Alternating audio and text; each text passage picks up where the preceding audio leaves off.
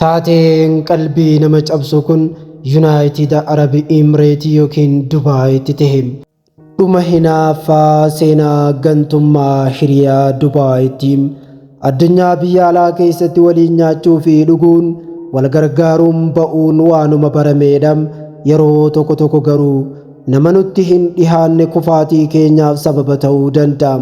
Har'a seenaa gantummaa dhugaatii fi gaddisiisaa Dubaayitti raawwatame ni argina.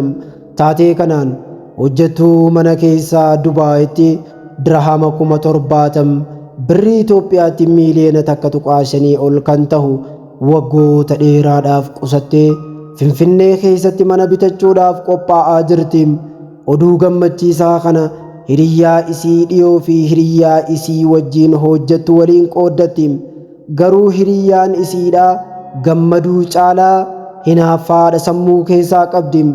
Hiriyyaan isii tun maallaqa kana seeraan alam karaa hawaalaatiin gara Itoophiyaatti akka ergitu hiriyaa isii maallaqa qarshii miiliyoona 1.5 ol qabdu kana sossobdeeti amansiiftee yakka isii irratti raawwachuudhaaf lafa jalaa haada sharriidhaa foohuu jalqabde.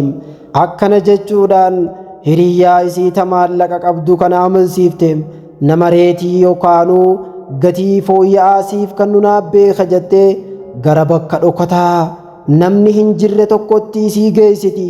Erga achi gahaniin booda hiriyyaan isii namoota isii waliin hojjetan waliin akka malee isii reebanii maallaqa isii hunda irraa saamanii qarqara du'aatti tan dhiyaatte tana dhiisanii biraa deeman. Intalli miidhamtee reebamtee qarqara du'aatti dhiyaatte kun egaa akka rabbiitiin waan duuneem bayyanattee dhumarratti of barteem lubbuun hafuu isiitu waan guddaadha waan ta'eef jecha odeeffannoo waan isii irratti raawwatame kana poolisoota Dubaayiif kenniteem. Poolisoonni odeeffannoo kanarratti hundaa'uudhaan qorannoo jalqaban.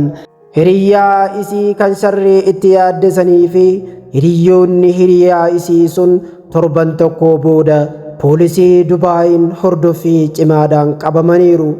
Yakka guddaa kan raawwatte hiriyyaan isii sun saamicha cimaa fi lubbuu namaa balaadhaaf saaxiluu isiitiin hidhaa waggaa 15tu itti murteeffame.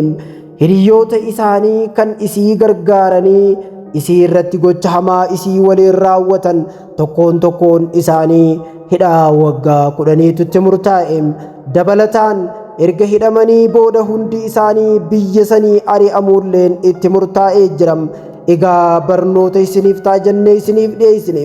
Bu'aa hojii cimaa diyaaspooraa keessatti hojjettan nama amanattu irratti malee dhoksuu baradhaa. Maallaqa gara baankii qofatti erguudhaan yeroo hundaa'uu fayyadamaa malee gara nama biraatiin ergitanii hin miidhaminaa isiniin jenna. Ergaan kun afaan Amaariffaa irraa hiikame Rabbirraa ifaatu maxxanse.